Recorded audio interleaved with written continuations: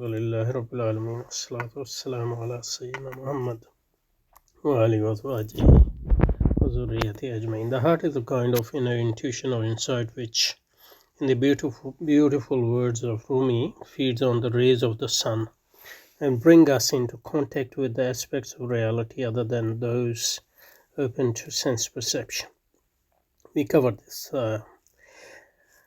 It is, according to the Quran, something which sees. So this is referring to the heart.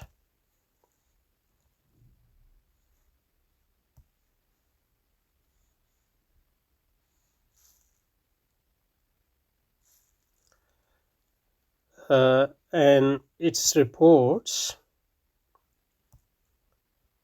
if properly interpreted, are never false. But that can't be any heart.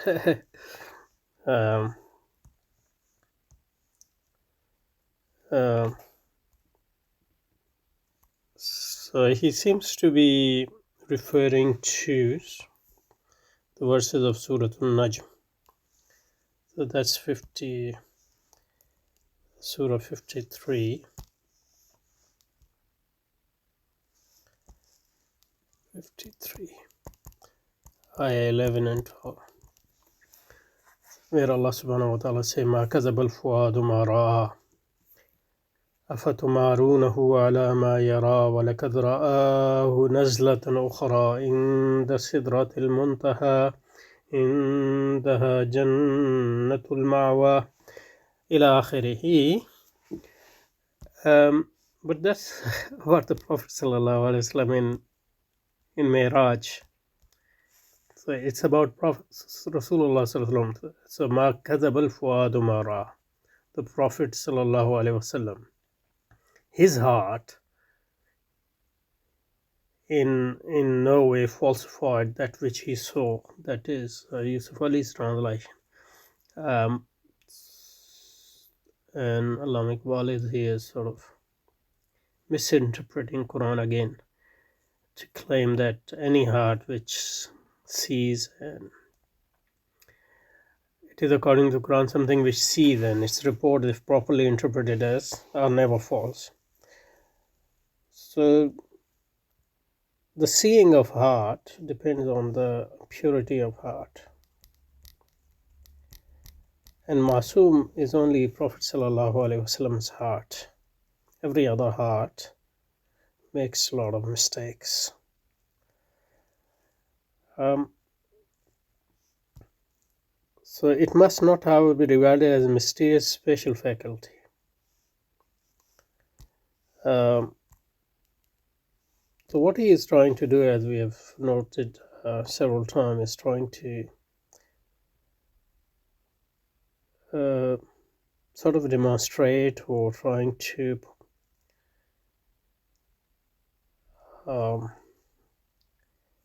suggest is the better word, that this faculty, the faculty of heart, is as normal, as natural as sense perception.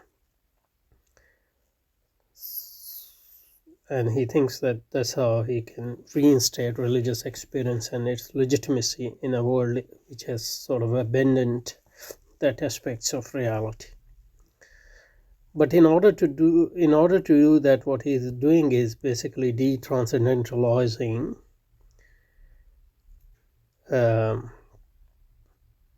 naturalizing, more proper word, naturalizing the so-called religious experience. It is rather a mode of dealing with reality. So the heart is a mode of dealing with reality. That's true.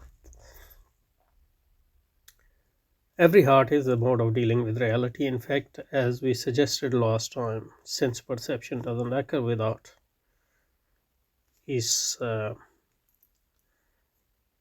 foundation in a heart, in the sense that heart in the sense of the totality of consciousness as a heart in the sense of the center of consciousness and being. So in that sense, heart is um,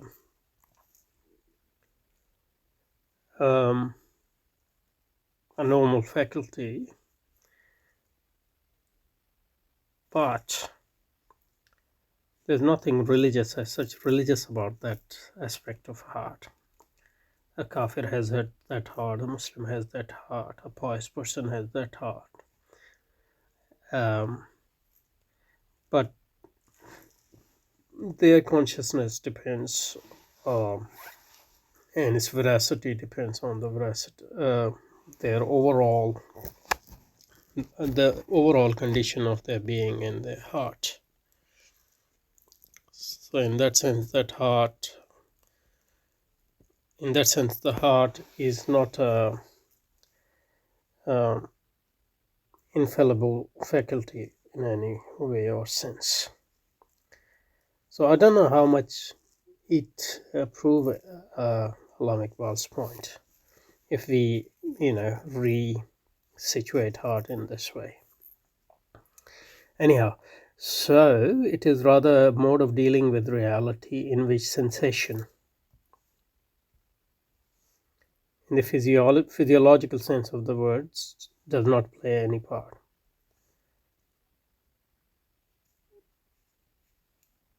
That might be true, but it is required for heart in this sense, is required for the operationalization of sense perception.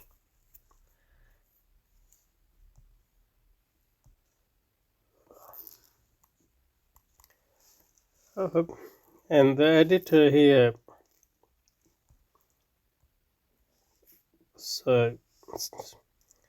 refers to ayah of Surah Al-Hajj, ayah 24, which presumably proves that senses don't play any part in the operation of the heart. But the ayah أفلم يسيروا في الأرض فتكون لهم قلوب يعقلون بها أو آذان يسمعون بها فإنها لا تعمى الأبصار ولكن تعمى القلوب التي في الصدور. So this ayah is saying that don't they travel in the land, through the land, so that their hearts and minds may thus learn wisdom.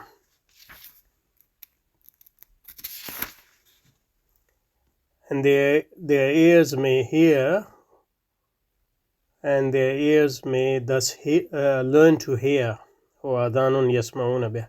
Truly it is not their eyes that are blind, but their hearts which are in their breasts. I don't think this ayah proves that senses don't play any part in the heart, in the operation of the heart. Rather, heart here mean understanding, as the context makes it clear. Anyhow, let's move on. Yet the vista of experience thus open to us is real and concrete. Yeah, opened up by the heart is real and concrete. It is real. So in obviously it's real, but doesn't mean that it can't make mistake. And concrete, that depends on the nature of the object it is grasping, and in what context we are using the word heart. Because heart, if we mean by it the center of consciousness, then heart is behind every experience we have. whether concrete or abstract. On the other hand, if by heart we mean understanding, even then obviously heart is organizing the experience we get through senses and inferring conclusions from those. So that again depends on the basic information provided by sense experience. So that will depend on the nature of sense experience. But what he's trying to do is to say that, heart is a separate faculty. So what he's trying to do here is say that heart is a separate faculty. Through this faculty, we have access to an aspect of reality,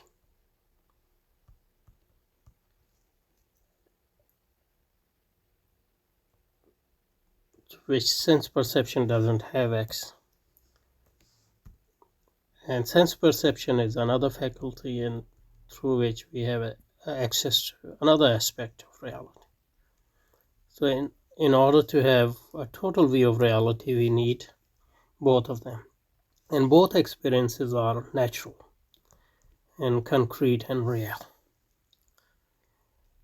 There's nothing mysterious about the faculty of heart. And from this he will say that religious experience is based on heart. So we can understand religious experience scientifically as we understand sense perception scientifically, because both are the natural faculties. Both are natural faculties. There's nothing mysterious about it. Now, problem with this conception, there are many problems, but there are two major problems. The first problem is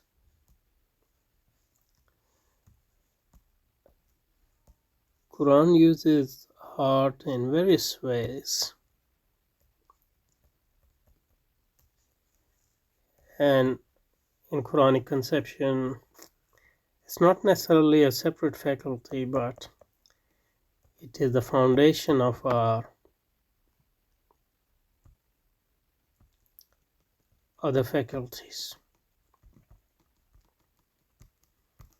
including sense perception.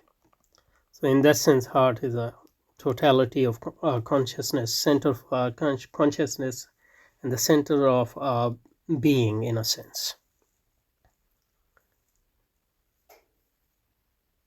So this leads to a conception of rationality which is at odds with a scientific conception of sense perception, which is legitimate, but in abstraction is an abstraction in a sense.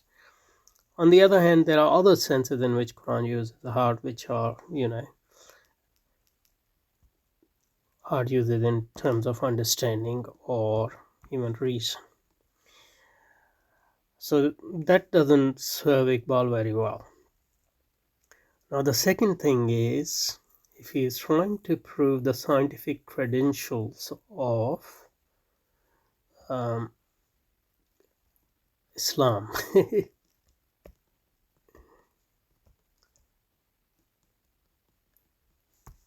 the problem is,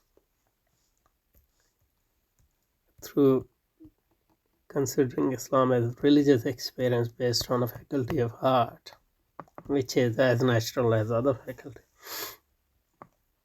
But revelation is not a religious experience. Revelation is something which comes from heaven, which comes from Allah subhanahu wa ta'ala. So it is not, obviously it's experience in the sense that a person who receives goes through certain things, but it's not experience in the normal sense of the word. It's a reception. It doesn't depend on you as a person. You can't originate this experience. You can't initiate this experience. So in that sense, it is different from any other religious experience, whether it's psychological religious experience, or even ilham, legitimate Islamic religious experiences, ilham and all those things. It is different from those in that it's totally transcendent experience. So it is not of this world, and in a sense not in this world either. So that doesn't, so scientific method doesn't prove through this distinction between heart and sense perception. You can't prove scientific credentials of revelation. Why? So these are two main problems which Iqbal will face, as we'll see, and as we have already seen a bit. Anyway, let's continue. Yet the vistas of experience thus open to us is as real and concrete as any other experience, that is through heart. To describe it as psychic, mystical, supernatural does not detract from its value as experience. Value in what sense? So here, he's trying to naturalize religious experience, and his conception of religious experience here seems to be very, close to modern Protestant and subsequently modernist notion of religious experience. Now he is subscribing to this. To the primitive man, all experience was natural, supernatural. So here, Allama Iqbal is, at least for the sake of argument, I don't know whether he actually believes in it or not, but he's buying into this whole notion of primitive man, that human beings have evolved, their faculties have evolved, their concepts have evolved from primitive to mature man, on the model of basically on the model similar to that of Piaget's model of the child development. So as the child develops through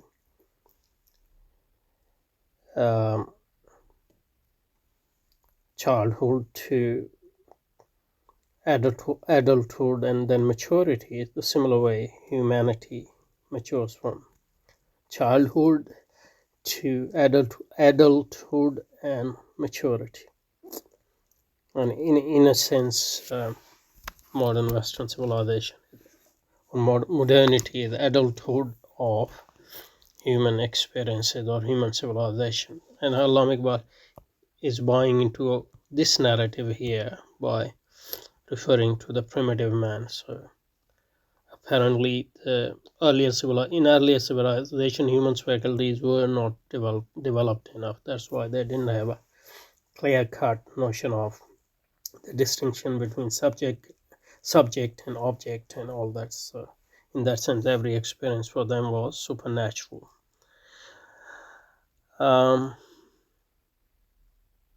So prompted by the immediate necessities of life, he was driven to interpret his experience, and out of his interpretation gradually emerged nature.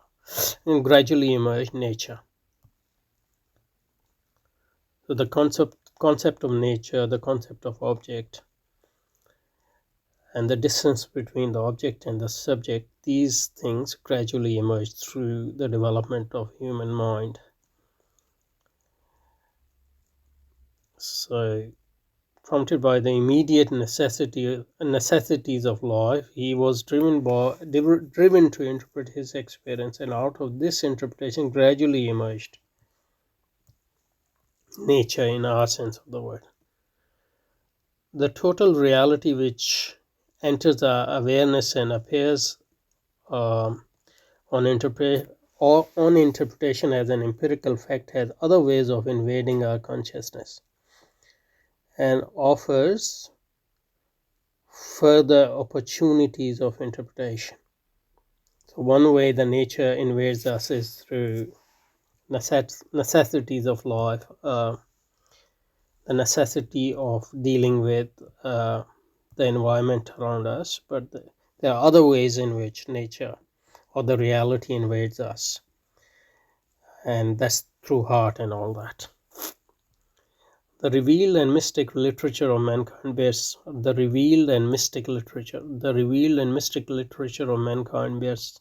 ample testimony to the fact that religious experience, both mystic and revealed, are treated here as religious experience, at least on the face of it, has been too enduring and dominant in the history of mankind to be rejected as mere illusion. So basically, he was just trying to argue with his scientifically oriented audience to treat religious experience seriously, basically, by sort of naturalizing those experiences. Whether he actually believes in that, or it's just a tactical argument, that we don't know. In any case, it's based on several misinterpretations, which I have sort of alluded to throughout our discussion. So he goes on, there seems to be no reason then to accept the normal level of human experience as a fact and reject its other levels as mystical and emotional. So all are human experience. Sense perception is human experience, and the experience through heart are also human experience, and they are as real as.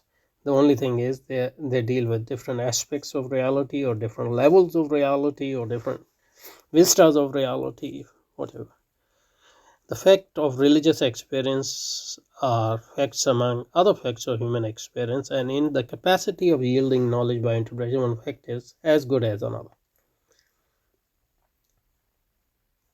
The fact of religious. So if we treat religion as an experience,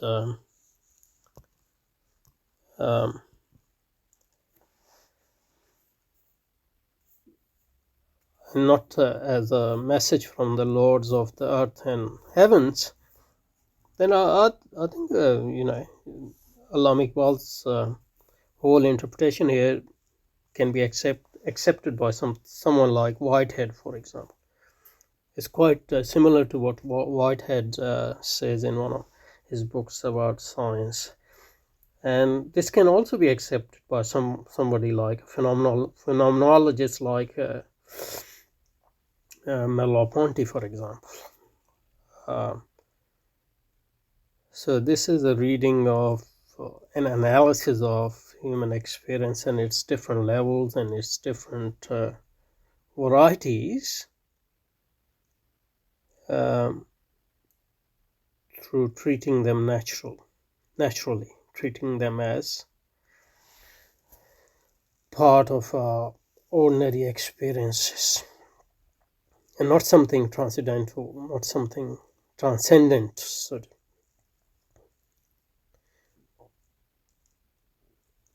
But that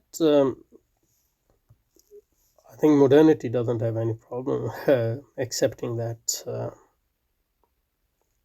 at least as a hypothesis anyway. But that would naturalize revealed religions, which will falsify them as well. Okay, so let's stop here, and next time we'll start from the Prophet of Islam. So now let's try to we'll try to give examples of that through some of the episodes in the life of the Prophet sallallahu alaihi wasallam in Medina. Okay, thank you.